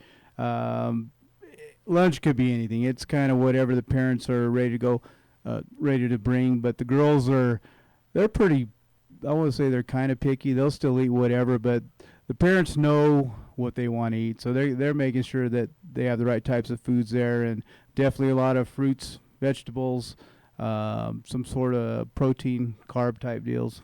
do we at least, again, where temperatures are a little bit fair right now in this kind of month, especially here in May, of what we've just been experiencing. But once we get to the kind of hotter modes, whether it is June, July, for Cheyenne Extreme, how important is it for hydration more than just kind of getting those snacks? Again, obviously to get the nutrients, but again, how important is it to make sure that all your athletes are getting hydrated so nothing wears them out for when we're preparing for 6 games. Or a hamstring injury, legs tightening up. Yeah, we definitely, and we start working on hydration Thursday before the weekend, and obviously this time of year I'm always talking about the girls. All right, no more soda, no more sugar type drinks. When it comes to tournament time, we have Mr. Seghetti, Maggie Seghetti's dad. We call him Mr. H2O, and he takes care of all the water. He supplies the girls with all the water that we need throughout the weekend. Different parents every weekend, seems somebody else steps up. But they'll bring a Gatorade type drinks, those sports drinks to replenish some of those. And but yeah, we're constantly working on it, constantly telling them. And even when the weather's cooler, the girls don't want to drink, but they don't realize they got to keep drinking. So myself and Michael, we're constantly every inning, every other inning, keep drinking. We got a long day ahead of us. Like I said, it could be a 7, 8, 9, 10-hour day for us. So they got to keep drinking. This could be a week dedicated to practice. Mother Nature's kind of kicking our butt once again, but also too, it's a weekend of rest and healing up the bodies. And I think the break probably came at the right time for your kids right now. Yeah, and this is this is first weekend we haven't played Memorial Weekend, and for teams that I've coached for probably 12 years now, and but it's coming at a good time. Like I said, we spend a lot of time. People always wonder why we only practice 2 days a week. We go Tuesdays and Thursdays for 3 hours, but the reality is, we're spending tons of hours on the weekends at the field. So there's a lot of skills and drills that we just do during the week. So the girls have earned some time off. We got to rest some arms, especially some pitching arms. We got to give them breaks. They won't be throwing it all this week. We'll get back in the groove next week. Thursday we'll do a light practice, get some basic skills and drills, hit the ball again. They have the weekend off, to forget about softball. Even though they seem to be enjoying it, you still got to get away, and focus on some other things, do some family stuff, let the parents get away and do some things on their own. And everybody's going to come back excited. Extreme weekend coming up, June 1st and 2nd. Got all the teams from Colorado coming up to Cheyenne, come play some softball. So we'll get ready for that. Nice little chance to reset the mind and body for your athletes as well. But as you mentioned, again, for the first time in about 12 years, at least not competing this Memorial Weekend. We know why it is, but at least for those folks who are curious of why Cheyenne Extreme is not playing this weekend, what's kind of the reasoning behind that? It was just the way the schedule had been set up for me this year. I had a lot of new players this year, a lot of players coming from teams where their families have traditionally gone somewhere from Memorial Weekend. The second I said we possibly will have the weekend off, they scheduled stuff, and it was just going to be too hard to reorganize back. Having the 3 tournaments that we've missed, I probably would have liked to have played Memorial Weekend going into Extreme Weekend. But come Extreme Weekend, we're going to have, 6 weeks straight of softball, 6 weekends, 7 weekends, going all the way to Nationals. So we'll be all right. Do you get hurt a little bit by graduation? I mean, I know we have Triumph South, Central, and then East is on Saturday of the opening day of the tournament. But if I remember, your graduation, the ceremony should be over pretty much, or will a couple kids miss maybe a game? Yeah, and we're able to control the scheduling on that end of it to minimize what our players do have to miss. East, as far as graduation, the East will affect us on Saturday with Maggie graduating at East. The Central graduation really doesn't affect us other than graduation parties, but the parents are always pretty good every year after year about scheduling their graduation parties, earlier or later. So that's always helped out.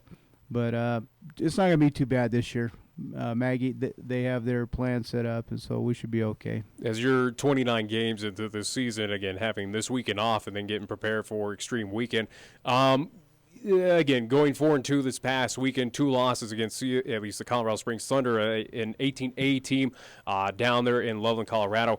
Right now, what are some issues right now you're still seeing with this team that you'd like to work on to prepare for Extreme Weekend and also for those 6 straight weekends of tournament play? So now we're, I like where we're at offensively. So we want to keep doing what we're doing. We're scoring a lot of runs. We're having just pretty good solid games from top to bottom.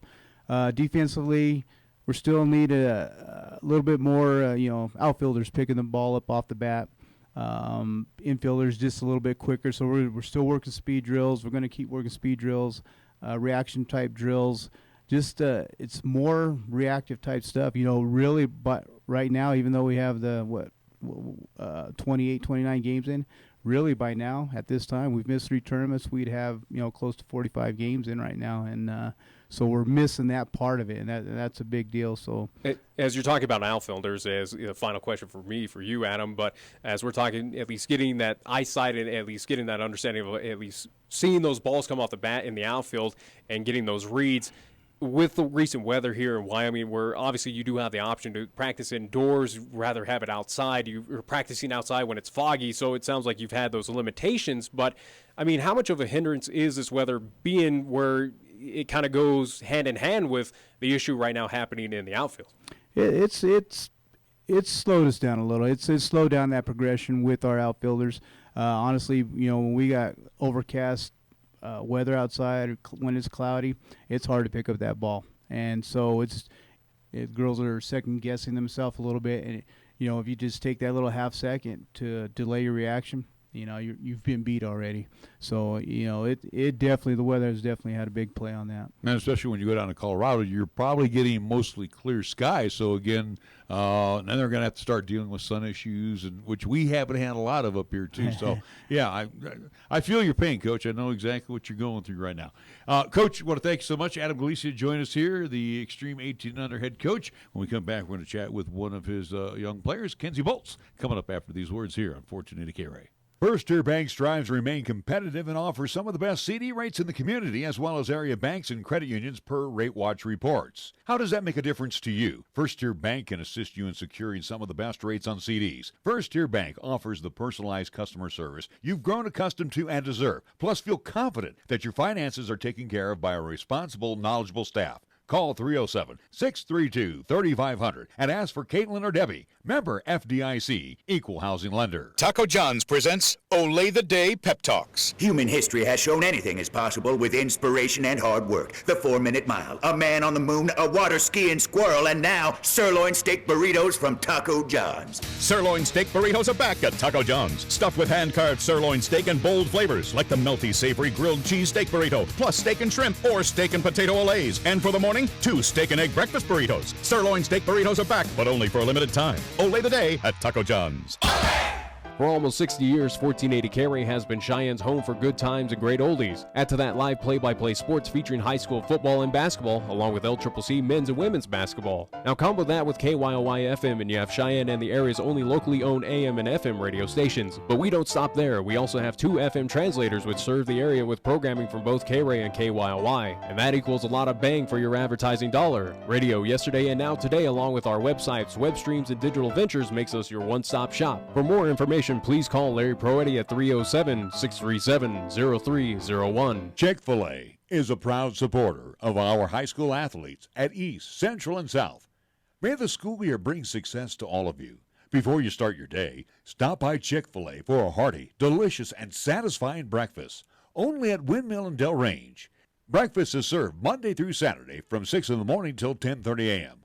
Breakfast with Chick-fil-A, the most important meal of the day, at Windmill and Del Range. Right now it's time to head over to Jolly Roger's RV Sales, Parts, and Service for low prices on outstanding RVs in Wyoming. Your local, exclusive Jayco dealer wants you to check out their closeout deals as well as their 2019 inventory of trailers, fifth wheels, and toy haulers. You can save up to 30% on select models with approved credit. You can find them at 6102 East Highway 30. Jolly Rogers RV Sales, Parts, and Service is a proud sponsor of LCCC men's and women's basketball, also our local high school teams too. Check out the huge savings this week at Town & Country Supermarket Liquors. Here are just a few of the terrific weekly specials. Our Super Radio buys include Jose Cuervo Golden or Strawberry Golden Margarita, 1.75 liter bottle, $15.99.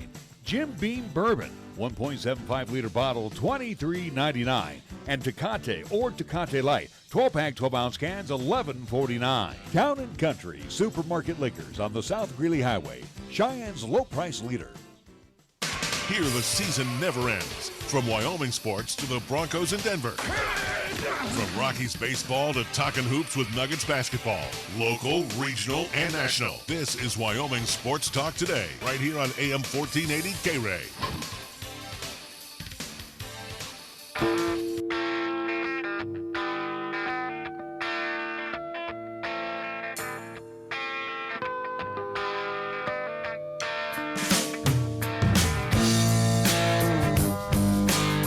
Welcome back to Wyoming Sports Talk Today. As we do each time we have our coaches in, we get a chance to introduce you to one of our local standouts on the Extreme 1800 program. And she today is Kenzie Boltz, who is a junior over at Cheyenne Central.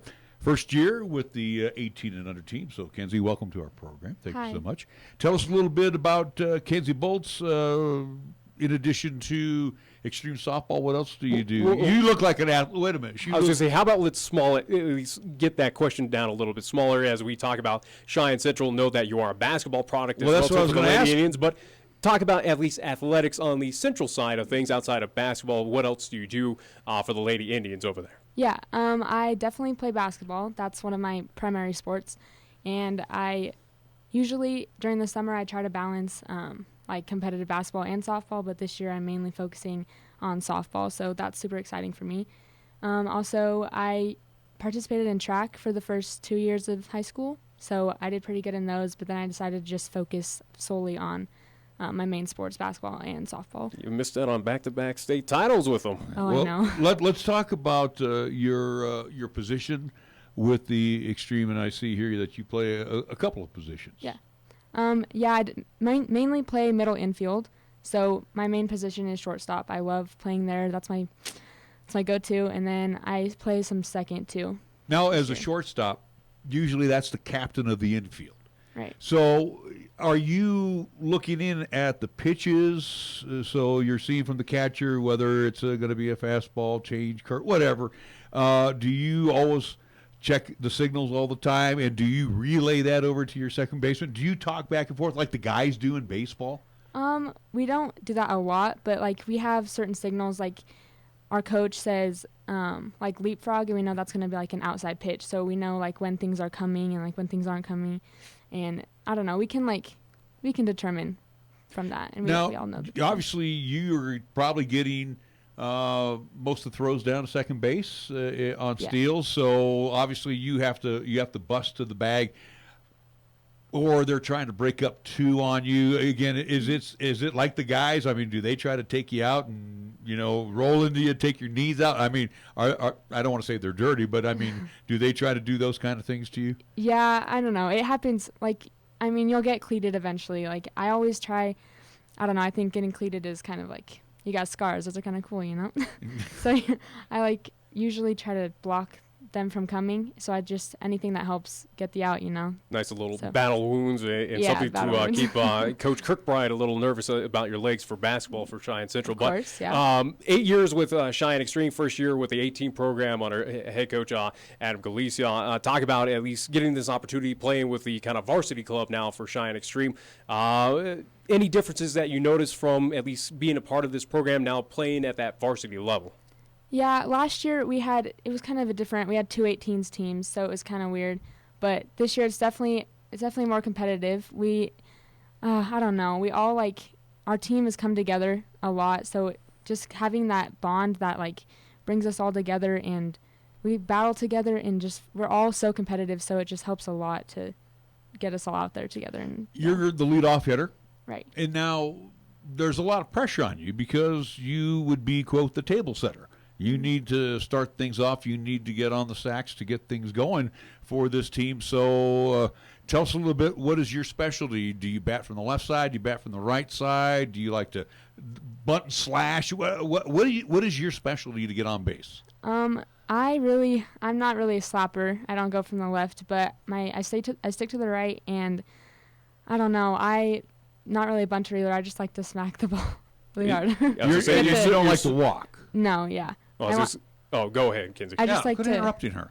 I'm not interrupting her. I was going to talk and kind of bolster her, at least ego, on giving a little stats, especially talking of how well of an offensive piece you are for Cheyenne Extreme. Averaging so far right now 443 on the team. That's fourth on the team. So, again, there's other entities that are batting a little bit better, but, I mean, that's not too shabby. 27 hits on the season, 7 doubles. RBIs at 25, tied for second on the team. And how about this? You are the home run setter right now for the Cheyenne Extreme with 6. You are tied for first on the team. So certainly you like to at least power that softball out of the park. So talk about, at least, again, in that leadoff spot, hitting those home runs. I mean, just talk to us about the emotions of when you see that ball just sailing over the wall. Honestly, it's just the best feeling ever. You already know, like when it comes off the bat, it's just perfect and it just goes. But the best feeling is getting the team like hyped up and ready to go, and just like motivating us throughout the whole game. It just really gets us going. Kenzie Boltz joining us here on 1480 KRAE. For those of you that are watching on the YouTube or Periscope via Twitter, you're about what, 5'2", maybe 100? 5'2.5". Excuse me, Yes. 5'2.5", maybe 105, 110 pounds. I mean, you don't have to be 6'2", 290,000 pounds to knock the ball out of the park. What is your hitting secret? What makes you that home run hitter? Honestly, it's just backside, and it's all on the hips. Like, just getting that backside through really helps a lot.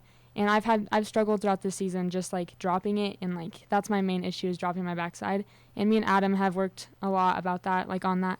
And I don't know. That's just, once I get that perfected, I really see myself progressing. Do you go up with the mindset knowing that you've hit it out of the park X amount of times that, hey, anybody throws me the pill, I can knock it out of the park? I mean, do you go up there wanting to knock it out of the park, or it's just one of those phenomena that happen, everything has to fall into place? I go up there just with confidence primarily, and usually with confidence comes success. So I don't know. I have the confidence that I've done it before, so I'm like, yeah, this could be it. Like, I could do it again. But I'm just out here trying to get like a good base hit to just keep everyone going. My primary goal isn't to hit a home run every time I'm at bat. Kind of sounds like you are that kind of captain or leadership part of the Cheyenne Extreme. Interesting little factoid as well, too, passed along by Adam Galicia. Nickname for you as well that he's given to you is a Mighty Mouse. So how appropriate, and hopefully they use the Mighty Mouse theme for your walk-up music if you get that opportunity. But focusing on this season with the Cheyenne Extreme, did you set any goals for yourself of being a part, at least now, first year under Adam Galicia? Did you set any goals for yourself being a part of this team? My main goal is just to get better and not like limit myself in any way. Like, I don't want to close any doors for myself, so I'm just trying to progress in every way possible. I'm obviously like happy with my batting this year, but so far I'm like trying to focus more on like my fielding and get better at that too. Like, just progressing in every way possible. Are you a jackrabbit on the bases? Are you a runner when you get on? I mean, does Coach does he have an automatic green light for you when you get on base? I'm pretty quick, I think, but I don't know. I love base running too. Like, this whole sport's just my favorite. I think. Do you like to steal a lot if you go on? Yeah, if I have the opportunity to, I would. Yes, definitely. Now, again, having been at the rec level, most of my life with coaching and watching my daughter go through the process, and again, watching extreme softball. Again, you have some great arms, whether it's the extreme or teams you play. So obviously, before you get to the plate, you are watching pitcher catcher and watching her throw down to second base. So what do you look for when stealing a base? Honestly, you just have to watch the pitch coming out of the glove and just knowing, like, is it going to drop? Is it going to go up? Like, is the catcher, like, good enough to catch and throw down? Like, you just got to pay attention to all the little details. And I don't know, when the ball hits the ground, my immediate reaction is I should go. But then, like, sometimes it's not far enough. It's just little details you got to pay attention to. It's similar to, a major league pitcher or a high school pitcher when they're in a stretch. You got to watch their leg movements, and then if they're going to throw the plate and everything else. So it's so different in fast pitch. Well, Kenzie, we want to thank you for joining us. I'm sorry, Nick, I don't mean to cut you off. You have one last thing I was to ask. say maybe final question for you, Kenzie, is at least looking towards the future. Obviously, a junior with Cheyenne Central, so still one more year at least for school, and also to a possibility with Cheyenne Extreme. But looking past at least time with at least in the high school ranks. You talk about basketball. We know what you're doing over there at Cheyenne Central, and you're doing fantastic right now with the Cheyenne Extreme. But have you kind of decided on one sport that you want to focus on, whether it's JUCO, D1, D2? Have you kind of set your mind on, would you rather do softball, basketball, or maybe try for both in the next level? I have thought about it, and I think I would definitely have more opportunity, considering my height and, the disadvantage, whatever, for softball would definitely be the better way to go for me if I do decide to do that. And I'm definitely keeping doors open for both, but at this point, softball is probably the better direction. All right, well, Kenzie, we want to thank you so much. We wish you all the best, continued success with the Extreme. Again, you get that opportunity to take the weekend off. Are you one of those that needs to kind of nurse an injury right now, or are you just are you just going to enjoy the time off? The wheels have to be a little bit sore, right? Coming from basketball, doing all that running, to now running with Cheyenne Extreme. The legs got to be a little worn out, right? I mean, a little bit. I don't know. My knees are not the best, so, it always helps to get a break. And all the team resting, I think it'll be good for us. All right, sounds good. Thank you so much. Kenzie Boltz joining us from the Cheyenne Extreme 1800 team. We are going to take a timeout. We'll come back with more after these words here at 1480 KRAE. Did you know that in rural areas of Laramie County, electricity is reliable and affordable because of High West Energy? Based in Pine Bluffs, High West Energy is an electric co-op owned by the 10,000 customers we serve, and that includes F.U. Warren Air Force Base and 20 subdivisions around Cheyenne. For more than 75 years, High West has been proud to play a part in the steady growth and economic development of this region, while also contributing to local nonprofits, charities, and civic organizations.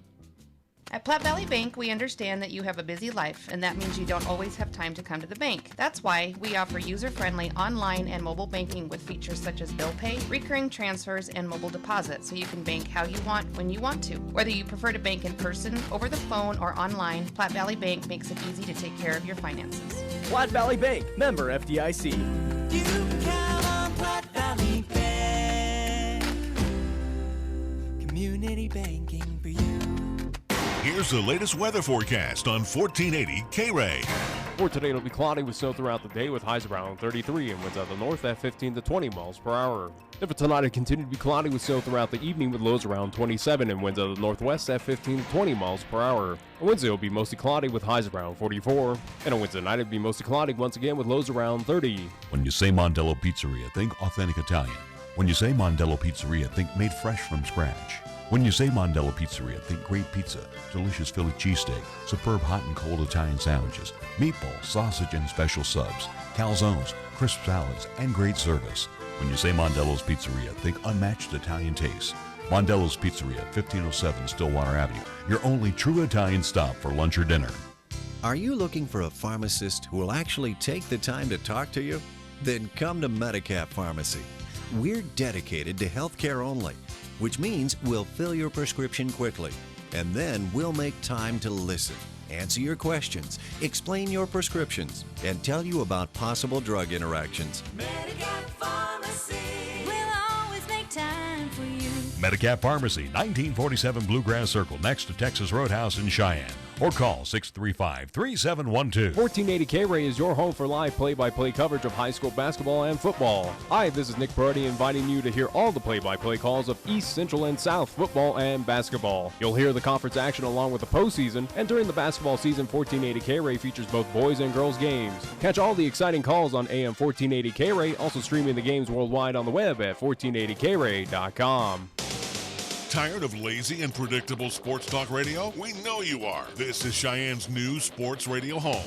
It's Wyoming Sports Talk Today, and it's right here on AM 1480 KRAE.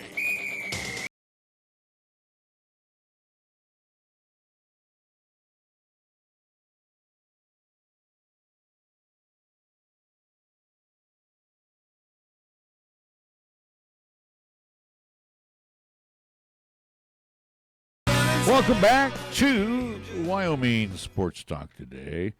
Larry Perotti along with Nick Perotti again. Thank you to all our guests that have come through our studios today. We start things off with Sean Wilde, track and field coach over at Cheyenne Central.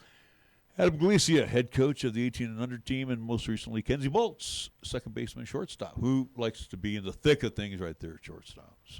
And the leadoff hitter, too. The home run hitter. Again, she does a little bit of this, a little bit of that. And she's that all-around player right now for the Cheyenne Extreme. Again, more team right now sits 21-7-1 on the season, 29 games under the belt, where, again, interesting little factoid from at least Adam Galicia at this point. They should be at least under their belts 45 games, but weather has just not been the greatest thing out here for us. And you think about it, too, because and I was laughing when I'm hearing they've already played 29 games. I've been rained out or because of field screw-ups. I should be already into my 7th game of the season. We've only played 4. So, you know. Yeah, but yours doesn't matter. Yeah, it does matter because, you know, it gets us ready for Phoenix. And that's when we play ball down there. Yeah, but you play for nothing. I play for this, pal, right there. You wish you had one of them. I got 2 replicas of the Golden State Warriors. replicas. So I'm happy enough. That's a replica as well, too. This is not a replica. This is the real thing, pal. Who cares? No one cares. Well, you're out of the will on this one. That's fine. It says Giants on it. Whoop-de-doo. At least getting past at least your little old man baseball, I do want to mention at least here in Region 9 with the JUCO side of things, again, regarding LCCC, but this is actually regarding Casper College, as we now on the men's side for basketball, we do have a new head coach here in Region 9 at Casper College. It was the assistant there for the Thunderbirds. Now new head coach Sean Gutting will become the new head coach of the Casper College Thunderbirds. So as everyone kind of suspected and anticipated out there in Casper, it has happened. So assistant now head coach for the Thunderbirds. You anticipate, even though Casper's lost a lot of talent on that team, again, due to whether it is graduation or just committing to other, at least NCAA D1, D2 programs, you wonder if Casper College just kind of keeps to the same tune. They had 3 kids, as I recall, that were red shirts going into this season, if I remember, on the roster. And again, too, the assistant coach has been with the program, and just like Jason Ficca and Dwayne Salisbury have been together for many years at LCCC, you know, both those coaches can go out and do the recruiting.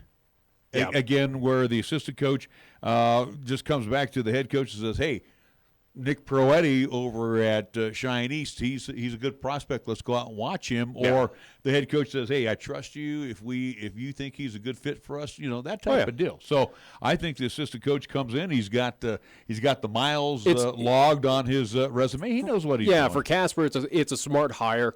Certainly, I would believe that it's going to work out for the Thunderbirds. Certainly, Casper is that kind of launching pad for, at least as we're seeing with coaches, also to players to go on to bigger and better things. You wonder, though, of will Casper take that step back, or is this going to be something where they just don't miss a beat in Region 9, which would, again, for us down here in Cheyenne with LCCC, obviously we don't want that to happen, but right now it'll be interesting to see if he's the right fit for the Casper Thunderbirds. Will this team get back into that top 25, if not also to top 5 nationally ranked program once again, or how much of a step back will they at least see this year? This is hard to explain, but with Sheridan and Casper, they were pretty much sophomore-laden teams. But again, Casper reloads. I understand that, but Casper reloads, but they only, if I'm not mistaken, only had 1 freshman on the floor this year with the 4 sophomores. Yeah. And again, too, when you have a veteran team, they have played a lot of minutes before. And if I remember, the one kid transferred over from CWC to play his sophomore season with Casper this past season. So my point is, this was a veteran team on the floor. They knew the ins and outs of the Region 9 North. But you can't discount, though, that with Casper, with Sheridan, with LCCC, even if it is at least a freshman getting that start time, or at least getting those start minutes, that they can't be successful. Again, Casper, you look up there of the banners of what they've done and just how prestige that program is here in the state of Wyoming. Erickson has a lot to do with that. During his tenure as the head coach here. Now it's kind of like with the Kentuckys of the world or North Carolina I Dukes, where that, again you're losing every bit and piece throughout those years. That they're almost like JUCOs that they have to start fresh. Well, and you're every year. looking at again. We'll talk with Coach Ficka's team here. You're looking at LCCC that pretty much is going to reload this year.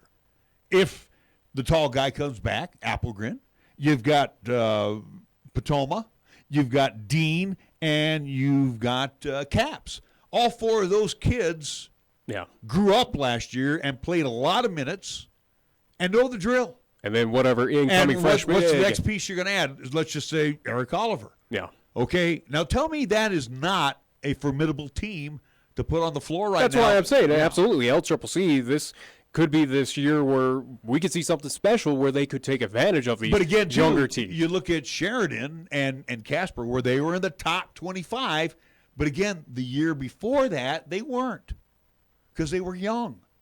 They were freshmen. They were pretty much a freshman team with some sophomores. But they still had a solid year in the North, at least for that freshman. Not taking anything away. And you're right.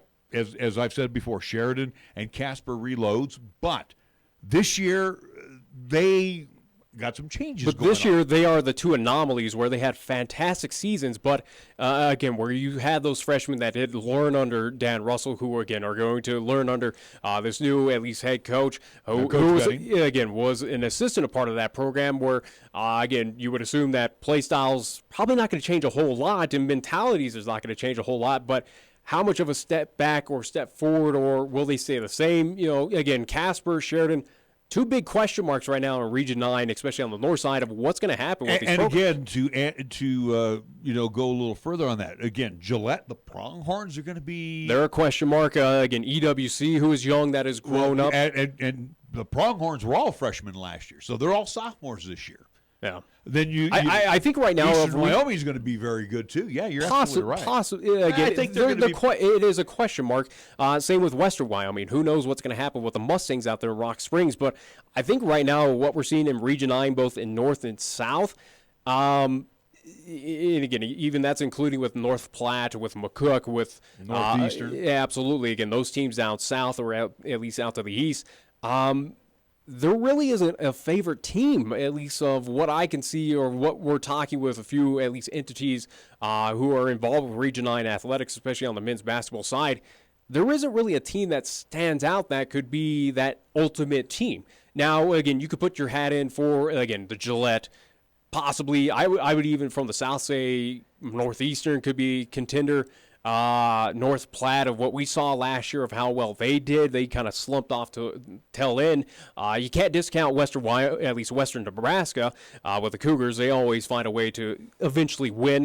You got Trinidad down south. Possibly. Trinidad, they're a team that reloads year in, year out. Yeah, but they're not reloading as well as what, at least they can't overcome what, Casper could or Sheridan. But there are multiple teams right now that would be considered kind of favorites, but there isn't one team that is overwhelmingly favored, or at least one or two like we saw this year with Casper and Sheridan. So for at least kind of long story short, for LCCC, at least for the Golden Eagles, again, a team that is older and wiser and is keeping majority of those starters who played a lot of minutes this year and are going to play a lot more minutes coming up next year. This is an exciting time for LCCC and an exciting possibility of what they could do this season. They finished fourth last year, and this is a team that was in most games throughout the course of the year against these big teams that they played. These sophomore-laden teams, yeah. So, this team, again, to use the word battle-tested, they were last year. And then if an Eric Oliver breaks into that starting lineup, you've added now more outside shooting. with Oliver, Courtney Dean, Potoma. Then you've got the muscle inside with Cabs, and I would even say again, Applegar's going to be a lot better this year too. Well, and again, also too with muscle, you talk Eric Oliver can be. We saw at least here in town, or at least competing with Cheyenne East. Again, he can muscle his way on the inside as well. He's going to be a strong two, though. You know what I mean? Yeah, I know. But again, if you need him to drive, though, he certainly can. We've seen it before. But obviously, again, from the high school ranks to go into JUCO, especially playing in this region, it certainly is a big step forward. So for LCCC, though, this is going to be an exciting time. But did want to mention, though, that at least pieces are starting to get set around this region where we do have many more vacancies throughout Region 9, both on the men and women's side. Sheridan still to be determined. Gillette with the women. I do believe McCook on the men's side. Right, yeah. And there's one other entity I'm trying to remember that getting fixed from one of the teams down south. If it's, I do believe Lamar, but again, still head coaches to be determined right now for a lot of these programs. So, but basketball, we're still. Well, I thought it was the coach from McCook, ladies coach, went to Lamar. He women, but I think men are also too looking for a coach in Lamar too. So, but either way, though, again, a lot of head coaches still to be determined right now in Region 9, both on the north and south. But Casper has found their guy. They went with the local, at least within. They stayed within the house. Yeah, stayed within house. And at least now have him as the new head coach. Do want to mention as well, too, of other notes that were passed along. This was announced yesterday on the baseball side, local baseball happening up in Gillette with the Rough Riders. Gillette, how about this? Announced that they will be, and this is at Memorial Stadium up there, Latke Memorial Stadium. They have been selected to host the 2020 Northwest Regional Tournament. Dates of the tournament will be August 5th through the 9th in 2020. So Gillette will have that opportunity to host. That means they have an automatic berth into the regional tournament. Now, again, you have the state tournament, then you go to the regional. Now, the regional usually is in Montana. But if you're the host, I think the last year was in Idaho. Okay, well, in Montana, in my it goes around. I remember region. Sheridan one year actually hosted the region, and they got in. They did not win the state tournament. Okay, so even though Gillette is going to host state tournament this year, but next season though they're hosting the regional. Yeah, so again, at least. They'll have that benefit back-to-back years of basically playing these crucial tournaments there at home. So interesting news, again, regarding Cheyenne Post 6, who, again, for state tournament have to head up to Gillette this season. And then next season, if they are able to make it past state tournament, get that automatic bid, they will have to go back up to Gillette to compete at regionals. So maybe a little bit beneficial for Post 6. They know that field very well, know the at least play style, know the dimensions, know how it's going to be. So possibly if Post 6 in 2020 gets to that point, who knows, could be potentially beneficial for the Sixers. Can we move on to one final sport here? Because we go right ahead. Well, we need to because we're running out of time. It is Game 6 tonight on the ice in St. Louis. And again, the playoffs, you have to admit, aside from the Warriors, and we're just being prejudiced because we are Warrior fans, but the playoffs have been really, really good on both the basketball and on the hockey side. Our teams may not be there, like the Avs may not be there. Your Vegas Golden Knights may not be there. The Tampa Bay Lightning are the biggest disappointments. But I was going to say some series, I would say of what playoffs have been more exciting. NHL, absolutely. NBA has been very predictable. Obviously, we know where the Warriors were going to be at. In the East, it was pretty much a Milwaukee. Even with the two injuries that they've sustained through the playoffs. You were the only doubter. I said, hey, guess what? They don't need these pieces. They've done it before, and guess what? They swept Portland to get in the NBA Finals without those pieces. So, again, like I said, NHL, though, has been more exciting on the playoff side than the NBA. NBA, as we talked about, it's pretty much predictable. Again, where we got to the final 8 teams, it was 1, 2, 3, 4 on the West, 1, 2, 3, 4 on the East. Well, you look at in the NHL, you didn't have one seeds that move on. They were all upset by those wild card teams. You had some wild card teams that eventually advanced on to those finals. That at least the one lone would be the Carolina Hurricanes that eventually got swept by the Boston Bruins. But again, NHL is is completely unpredictable. There is no clear favorite right now, even though I still believe that San Jose gets it done tonight, even on the road, and will push that Game 7 to eventually and that will win. just add to the excitement of how these playoffs have been in the National Hockey League. If they win on the road tonight, that would be excitement. But hockey. again, you look at the unpredictability where, again, Dallas taking care of business against Nashville, even though I called that series. Colorado taking on the best team in the West, Calgary, defeats them in 5 games. A clean sweep for Columbus over Tampa Bay Lightning, the best team in all of the NHL. And then the defending Stanley Cup champions getting at least upset by the Carolina Hurricanes. So, again, it is highly unpredictable. Teams that we thought were going to be in the end or at least competing for the Cup are no longer in it. And it is certainly an exciting time right now for hockey. And Game 6 coming up tonight. Anticipate that it's going to be another fun one to watch between St. Louis and San Jose, even if it's in St. Louis. Still believe Sharks, their backs have been against the wall multiple times, at least in the playoffs, especially this year. They've been in this scenario many a time. There's a lot of veteran talent or even team just up and down that roster. Again, they know what's expected out of them. They know how to dig themselves out of this hole. And I anticipate that they will do it like tonight. they did at home. Then they're toast because that was a tired team. San Jose, yeah, they've night. looked. It's kind of what we were saying with at least with Portland. They look gassed out again. They've gone back-to-back Game 7s with Vegas and Colorado. Here they are pushing deep into this series right now with St. Louis. You wonder if San Jose is gassed out. I just don't believe it because, again, this is not a young team. This is a veteran team that's been here before. They know what it takes, and nothing tells me that they roll over and die again in Game 6. If anything, I think I still have a full belief that this core with San Jose, as much as that offense needs to come alive, which it can, it's just been dormant for whatever reason in the past couple of games. I anticipate the resurgence of the offense for San Jose, for the Sharks. It comes alive here in Game 6. It just has to. Because that offense has just been missing, and that offense is what's carried them to this point in time. And how it all of a sudden just fell off the face of the earth, I just don't understand. Well, then again, too, have not given St. Louis the respect that's true that they deserve. I mean, again, it's not like they have kind of just danced their way into the finals here. They beat a very game Winnipeg Jets to start things off. I mean, they punished the Jets, and then they went toe-to-toe with Dallas. I thought that series was going to gas Dallas, but I think the Colorado series with San Jose has gassed San Jose more than... I think Dallas gave it their all to St. Louis. Again, gave St. Louis a certain scare. But St. Louis hasn't showed it in this series, though. They looked strong.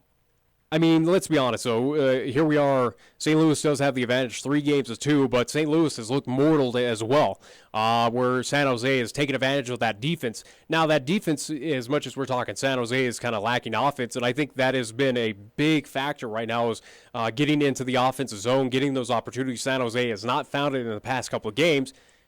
That's what they live and breathe and die on right now for the Sharks to advance on in these playoffs. But also to defense for St. Louis, it's been clutch. It has been lacking in other games. It has been that kind of back and forth series as what we anticipated that I still think goes to a Game 7. Still happens in the Shark Tank and where San Jose could take advantage of that. But the big question tonight is, does St. Louis continue the trend of just shut out defense, or does San Jose spark up on that offense and take care of business? I'm not going to make a comment on that one because I just don't have a feel for this one tonight because I thought San Jose was going to win in the tank, and if I say St. Louis is going to win at home, San Jose may rise up to the occasion. I say San Jose pushes to a Game 7. I have no clue. I still believe it's San Jose versus Boston. All right, well, we got to wrap things up here. We are getting close to the top of the hour. I want to remind you it is our golden age of radio.